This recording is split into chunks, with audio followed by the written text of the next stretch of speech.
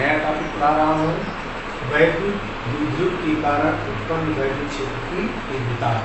वैद्युत द्विध्रुव के कारण उत्पन्न वैद्युत क्षेत्र की तीव्रता की निम्न दो स्थितियाँ होती हैं। इसकी पहली स्थिति होती है अक्षीय या अनुदैर्ध्य स्थिति। इसकी पहली स्थिति होती है अक्षीय या अनुदैर्ध्य स्थिति और इसकी दूसरी स्थिति होती है निरक्षीय या अनुप्रस्थ स्थिति।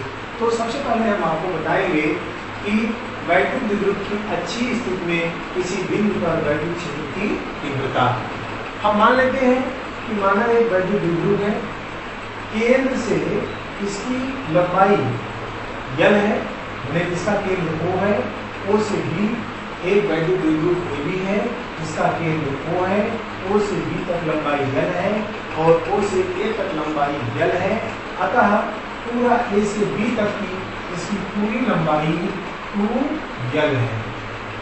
अब बिंदु B से मतलब इसके केंद्र से r मीटर की दूरी पर एक बिंदु P है जहां पर वैद्युत क्षेत्र की तीव्रता की गणना करना है, क्योंकि यहाँ बिंदु B प्लस Q आवेश है जिसके कारण इस पर वैद्युत क्षेत्र की तीव्रता P दिशा में माने E1 होगी तथा दूसरा A बिंदु पर वैद्युत क्षेत्र की तीव्रता क्योंकि -Q है इसके लिए इसकी दिशा PA दिशा में होगी और यह वैद्युत क्षेत्र की तीव्रता E2 कहलाएगी। क्योंकि वैद्युत क्षेत्र की तीव्रता से स्पष्ट है कि 1/4πε0 K इंटू Q/r²। इससे स्पष्ट होता है कि R का मान जितना ज्यादा होगा वैद्युत क्षेत्र की तीव्रता उतनी ही कम होगी। यहाँ पर R का मान ज्यादा है इसलिए E2 कम होगा और E1 अधिक होगा। तो सबसे पहले हम यहाँ पर लिख लेते हैं कि माना एक वैद्युत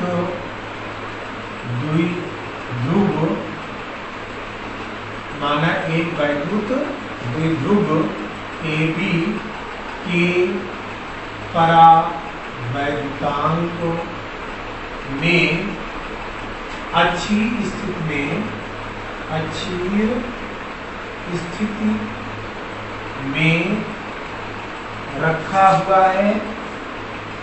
रखा है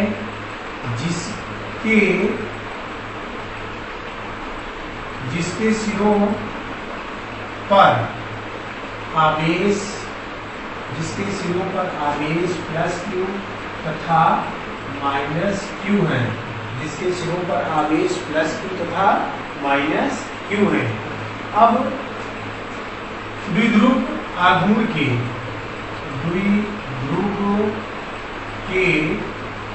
केंद्र O से एक बिंदु P है जहां वैद्युत क्षेत्र की तीव्रता की गणना करनी है। अब यहाँ पर द्विध्रुव के केंद्र O से r मीटर की दूरी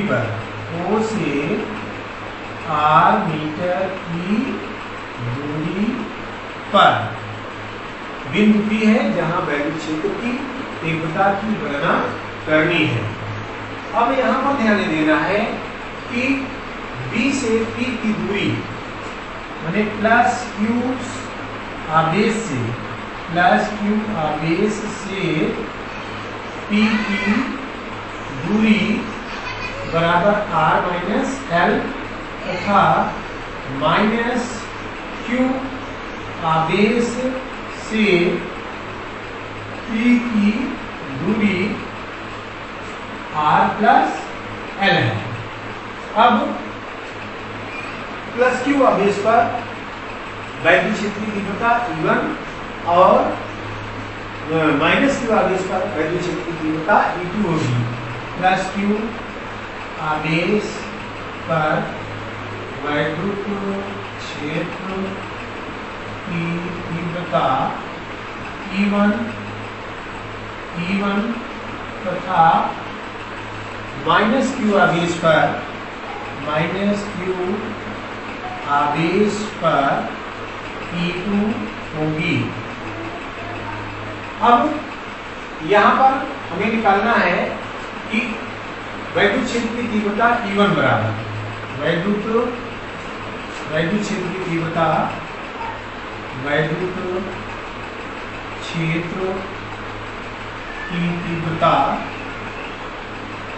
E1 equal to 1/4πε0 K into Q upon R minus L का होल स्क्वायर। और यहाँ पर होगा, इसकी दिशा होगी BP दिशा में, BP दिशा में, BP दिशा में। इसी प्रकार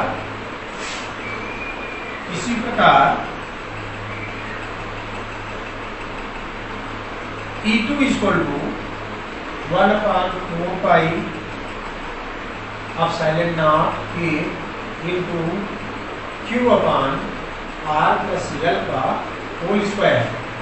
क्योंकि यहाँ पर E2 बराबर होगा -q के कारण, इसलिए इसकी दिशा होगी PA दिशा में। अब ध्यान देना, जैसे कि मैंने पहले बताया कि E1 ग्रेटर है E2 से। क्यों? क्योंकि दूरी अधिक होगी, वैद्युत क्षेत्र की तीव्रता कम होगी। यहाँ E1 जो है E1 की दूरी कम है, माने B से P की दूरी कम है और A से P की दूरी अधिक है। अब कुल वैद्युत क्षेत्र की तीव्रता, क्योंकि अब यहाँ पर निकालना है कुल वैद्युत क्षेत्र की तीव्रता E बराबर कुल वैद्युत क्षेत्र की तीव्रता E equal to E1 minus E2। अब यहाँ मान रख देंगे 1/4πε0 K into Q upon R minus L का whole square minus 1/4πε0 K into R plus L का होल स्क्वायर। अब Q अपान, अब इनमें Q अपान 4πε0 या ε0 K दोनों में कॉमन है। यहाँ कॉमन लेंगे 1/4πε0 K, इसको लिख सकते हैं Q अपान 4πε0 K, ये कॉमन हो गया। अब यहाँ ब्रैकेट में होगा 1/R माइनस L का whole square minus 1/R plus L का होल स्क्वायर। अब यहाँ पर ध्यान दें, इसे हम यहाँ ले रहे हैं, इसके आगे से यहाँ पर ध्यान देना है कि इन दोनों में R माइनस L का होल स्क्वायर तथा R प्लस L का होल स्क्वायर, मतलब ये दोनों हर हैं, इसलिए इन दोनों का एलसीएम लेंगे। और जब यहाँ एलसीएम लेंगे, यहाँ पर ये हो जाएगा Q अपान 4πε0 K, ब्रैकेट के अंदर एलसीएम होगा R माइनस L का होल स्क्वायर एक ब्रैकेट में, दूसरे में R प्लस L का होल स्क्वायर।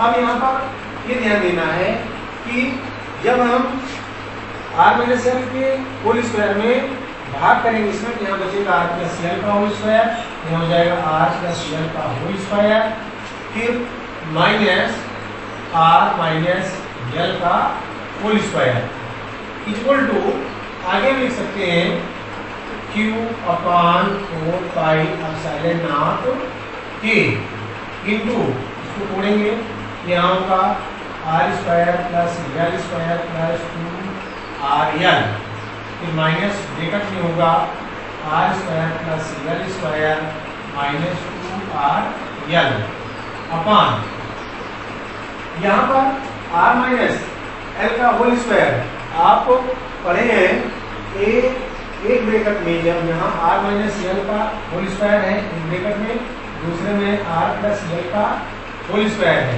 तो हम इसको लिख सकते हैं जैसे आप x2 पढ़े हैं यहाँ पर a square minus B square. मान लीजिए यहाँ पर होता 1 पावर 4 माइनस बी की पावर 4, तो आप एक ब्रैकेट लिखिए a square minus B square, a square minus a square एक ब्रैकेट में माइनस बी स्क्वायर, यानी a square plus B square एक ब्रैकेट में a square minus B square एक ब्रैकेट में। तो इस तरह से यहाँ पर इसके जगह पर हम लिख सकते हैं r माइनस r की पावर 4 माइनस l की पावर 4, r की पावर 4 माइनस l की पावर 4। अब ध्यान दीजिए, अब यहाँ पर माइनस जब ये ब्रैकेट टूटेगा माइनस चिन्ह का इसमें पूरे में गुणा हो जाएगा, यहाँ होगा equal to q upon 4 pi epsilon naught k into r square plus l square plus 2 rl minus r square minus l square plus 2 rl upon r square r की पावर 4 माइनस l की power 4। r square से r square cancel, l square से l square cancel और ये दोनों जुड़ जाएंगे, पुनः यहाँ प्राप्त होगा equal to q upon 4 pi epsilon naught k into 4rl upon r square r square minus l r की पावर 4 माइनस l की पावर 4। अब यहाँ पर एक ध्यान देना है आपको कि इस चित्र में देखें तो एक वैद्युत द्विध्रुव है, इनमें जो प्लस और माइनस चिन्ह होते हैं इनके बीच की दूरियां बहुत कम होती हैं और r इससे बहुत बड़ा है। तब यहाँ हम लिख सकते हैं r is greater than l, तब यहाँ l की पावर 4 बराबर हो जाएगा 0। इसकी तुलना में l की पावर 4 का मान नगण्य होगा, माने लगभग 0 होगा। जैसे अभी आप देखते हैं कि इनके बीच की जो दूरियां होगी 10 की पावर में, अगर मान लें हम यहाँ पर 10 की पावर माइनस 0.0002 ले लें और इसका हम स्क्वायर कर दें तो फिर 0.000000 यानी 4 हो जाएगा, क्योंकि अब इसकी हम 4 पावर कर देंगे इसका मान बहुत कम हो जाएगा, लगभग 0 के बराबर हो जाएगा। इसलिए यहाँ पर l स्क्वायर लगभग 0 ले लेंगे और यहाँ बचेगा equal to q upon q, इसको हम लिख सकते हैं 2 multiply 2qrl upon 4 pi epsilon naught k into r की पावर 4। हम जानते हैं कि 2qrl बराबर यहाँ 2q r से यार यहाँ पर r को बाहर कर लें, यहाँ लिख दे 2r इंटू 2ql और 2ql यहाँ ब्रैकेट में लिख दे therefore 2ql equal to pk। और यहाँ पर ये जो r है इसकी यहाँ पर r की पावर 3 मल्टीप्लाई r कर दें तो r से एक r कैंसिल हो गया। अब ये बराबर आया E equal to 1 upon 4 pi epsilon naught k into यहाँ पर हो जाएगा 2 और इसके जगह पर हो जाएगा p, 2p अपान यहाँ पर केवल बच रहा है r क्यूब, अर्थात अच्छी स्थिति में अच्छी स्थिति में वैद्युत ध्रुव की किसी बिंदु पर वैद्युत क्षेत्र की जो तीव्रता होगी वो E बराबर 1/4πε0 K × 2P upon R cube होगी। अर्थात वायु तथा निर्वात में K का मान 1 होता है और अन्य माध्यमों में K का मान 1 से अधिक होता है। यहाँ हम लिख सकते हैं आगे वायु तथा निर्वात में K बराबर 1, तब यहाँ हो जाएगा E बराबर, अब यहाँ फार्मूला जो होगा E equal to 1/4πε0 × 2P upon R cube. ये हो गया आपका अच्छी स्थिति में किसी बिंदु पर वैद्युत क्षेत्र की तीव्रता के लिए सूत्र। प्यारे बच्चों, इसे आप ध्यान से समझिएगा और इसे आप नोट कर लीजिएगा। इस वीडियो में सिर्फ इतना ही, बाकी इसकी निरीक्षीय स्थिति या अनुप्रस्थ स्थिति जो है हम इसकी दूसरे वीडियो या दूसरे लेक्चर में आपको बताएंगे।